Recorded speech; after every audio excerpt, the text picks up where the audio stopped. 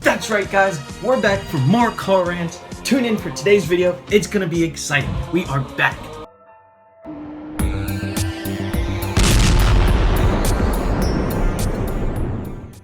Alright guys, it's been 2 weeks since I filmed the last video and like 5 weeks since I've done a car rant.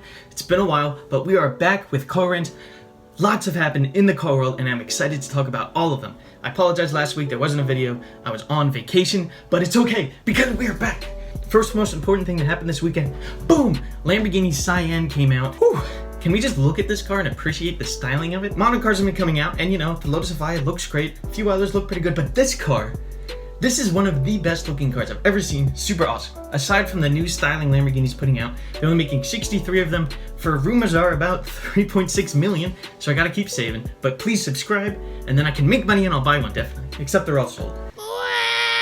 Subscribe anyway. That came out. It uses a mild hybrid system, about 34 horsepower, but the big thing out is it uses supercapacitors instead of batteries, alright? A lot more efficient, a lot lighter, super quick discharge and charge. I'm an electrical engineer. I should know what capacitors are, but I don't really know how to explain it that well. They save charge, but they're lighter. Lamborghini claims a spec of 3 times lighter than lithium-ion batteries of the same power. So that's really cool. It's still a mild hybrid system, not that much power, but it pushes it to about 812 horsepower.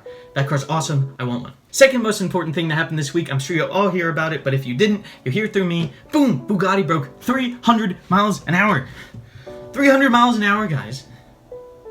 300 miles an hour. That's about 1.5 football fields per second. Specifically 304 miles an hour. I think 0.77.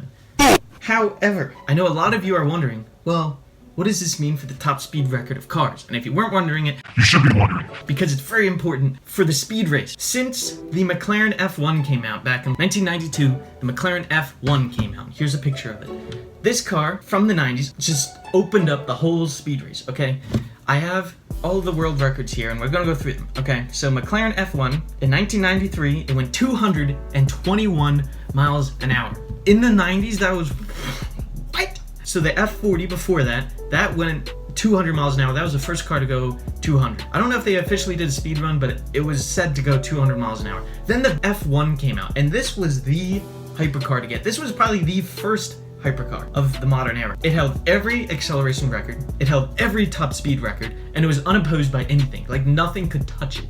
McLaren F1. It was also McLaren's first McLaren-only road car. They did some tuning with other people, but that was the car to get, okay? 221 miles an hour. After that car came just huge amounts of top speed races. Everybody started developing, because once there's that car up there, everybody wants to beat it. So McLaren was the name. It had every record, 221 miles an hour. Then after that, I'm sure you all know, because this is the car of our childhood, if you're my age, the Bugatti Veyron, 16.4. The first one came out, is the first car to have over 1,000 horsepower, the first car to cost over $1 million, the first car to break the McLaren F1's records, right? That came out in 2005. They say it made over 1,000 horsepower. It actually made 1,001 PS, which is metric horsepower. In America, that is equal to 987 horsepower. So not actually the first car to break the 1,000 horsepower. That was from Koenigsegg, the CCXR. That made about 1,018 or 1,026 horsepower on E85 fuel.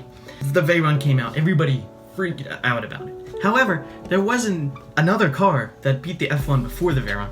The Koenigsegg CCR went 241 miles an hour, beating McLaren's 221. However, Koenigsegg was still such a small company back then, no one really noticed. No one really, you know, it's kind of like, oh.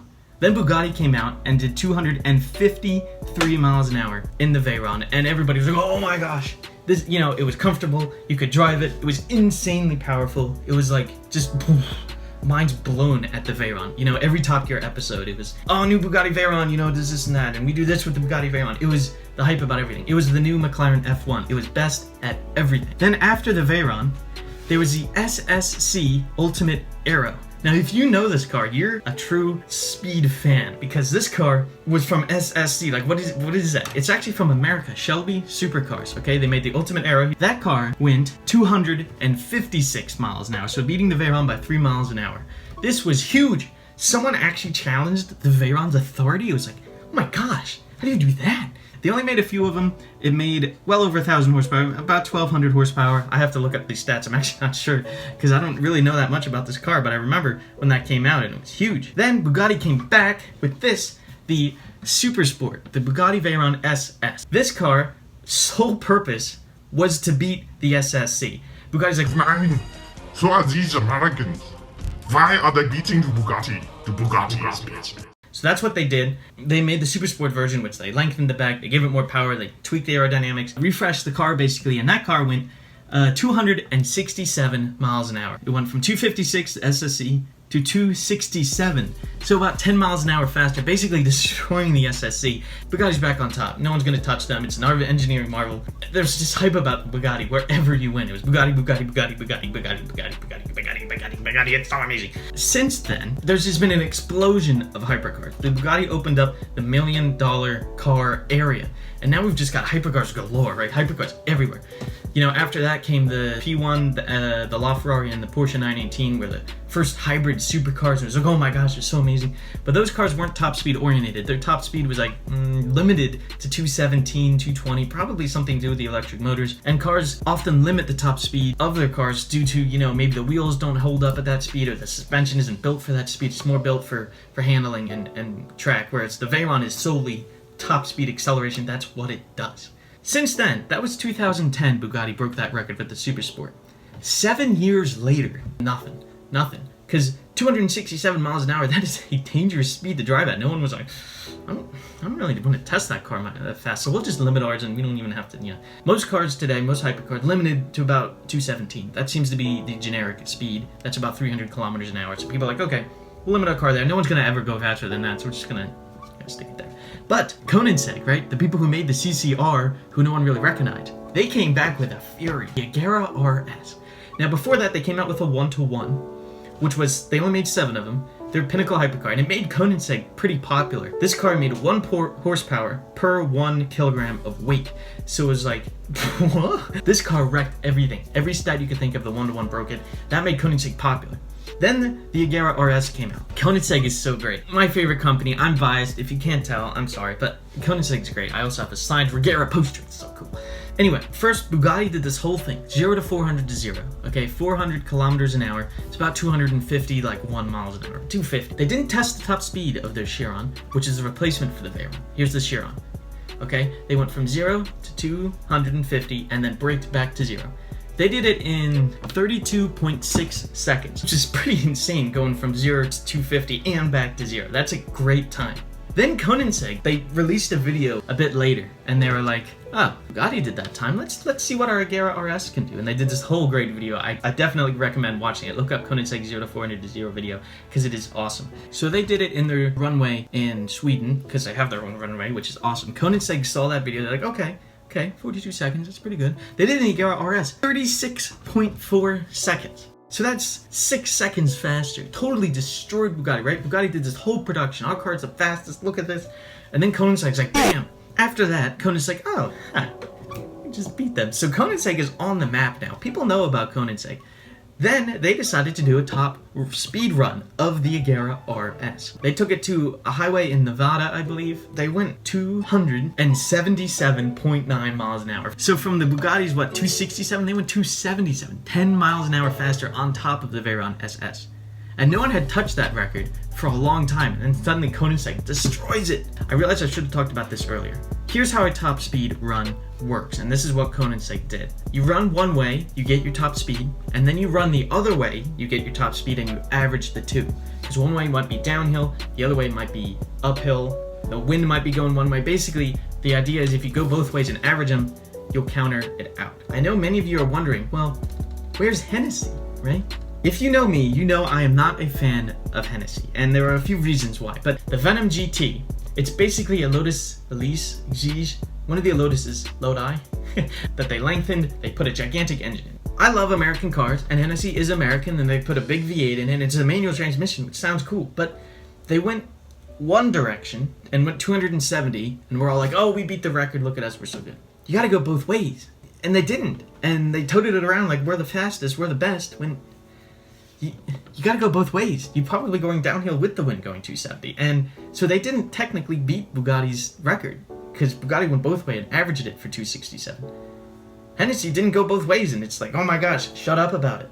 We know you went 270, but you gotta go in both directions. Yeah, that didn't count. Then Agera RS went 277.9, average. One direction went 284, the other one I'm not sure, but it averaged to 277.9 miles an hour. Recap, here we go. F1, you got 93. The F1 went 221 miles an hour. Then you got 2004, the CCR, the Koenigsegg, went 204 miles an hour, and really no one paid attention to it. No one even noticed. Then the Veyron went 253 miles an hour, the original Veyron, and everyone was like, oh my gosh, this car is spectacular. No one can ever beat them. Bugatti. Then this unknown SSC, right, that nobody knew about, went 256 miles an hour. So about 3 miles an hour faster. Remember, all of these are both-way averages, so it counts. Then the Bugatti Veyron Super Sport, their top speed version specifically built to beat the 2007 Ultimate Aero, they went 267 miles an hour, so reaffirming Bugatti on the top. After that, Hennessy took their new tuned Venom GT and went 270 miles an hour in one direction. So it did not count because if they went both directions, the average might have been slower than 270 miles an hour. After a while, Koenigsegg Agera RS comes out of nowhere and does 277 miles an hour. Also, they redid the 0 to 400 to 0 run and did it in like 33 seconds and beat their own records. So the Agera RS just tore up everything. I love that car. Recently, this just broke 300 miles an hour. Does this take the record from Koenigsegg? No, it doesn't. No, it doesn't, guys. Stop telling me that the Bugatti is the new fastest car in the world. It's not. Yes, they went 300 miles an hour, and I applaud them. Good job, Bugatti. You went 300 miles an hour. That is awesome. That's an awesome benchmark to break.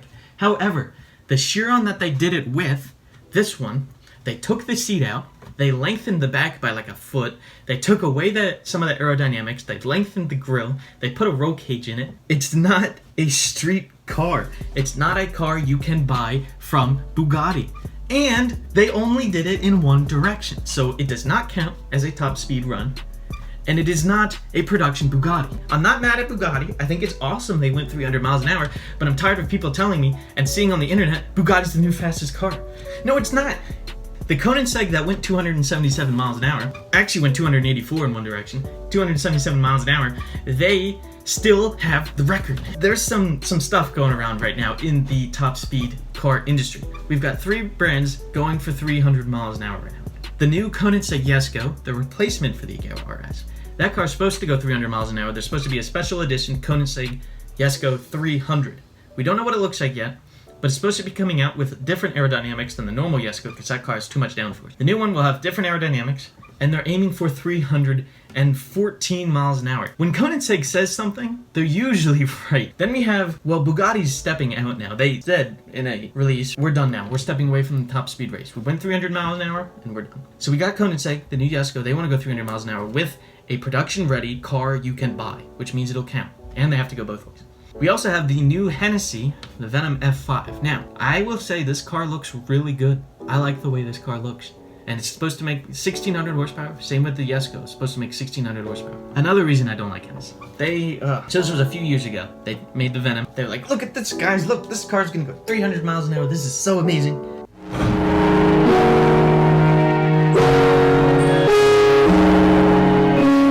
They presented this car. It's literally a plastic shell resting on 4 tires.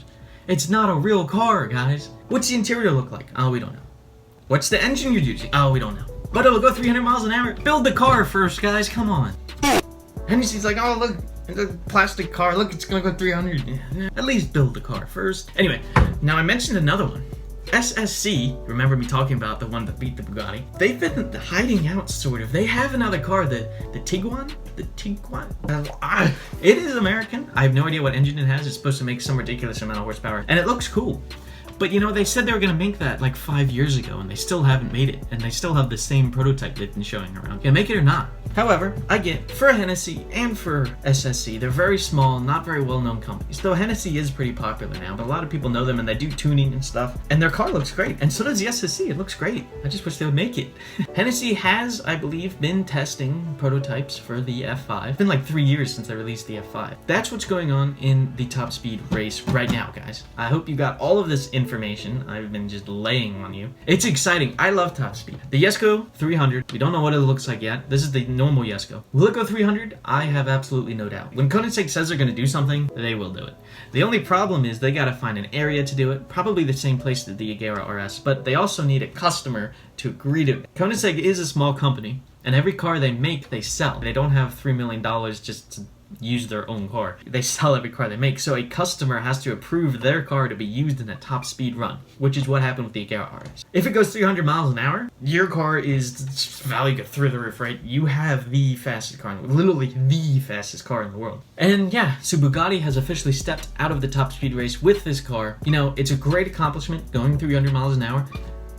I applaud you, Bugatti. But remember, guys, it is not an official production car record because it is not a production car. You cannot buy one. Unless they're making the Chiron SS, and this is the prototype, which I have heard rumors about. But even still, if they homologate it and made it road legal and everything, I don't think it'll still have the top speed tires. Bugatti did prove that there are tires that can go 300 miles an hour. They're gonna cost some money. So stay tuned, guys. We're gonna have some seriously fast cars coming out, possible 300 cars, and hey, maybe we'll even have an off-brand car nobody knew about going 300 miles an hour. I don't know, but my money is on Koenigsegg. That's it for today's video. Thank you for tuning in for today's vlog. Yes. I'm sorry we were gone. We're gonna try to do weekly again on Tuesday, hopefully. I have no idea what I'm doing next week, but hey, my brother does have a running 79 Trans Am. Try to keep it weekly again. I was on vacation. Here's a picture of my Dart. I know you're all missing it. My Dart with bikes on the back. It's pretty sick. Guys, shout out to all my subscribers. I think I have like 18 now. Let's keep it going, guys. You are awesome. You're all great. Thank you for watching my video, and I will see you all next week.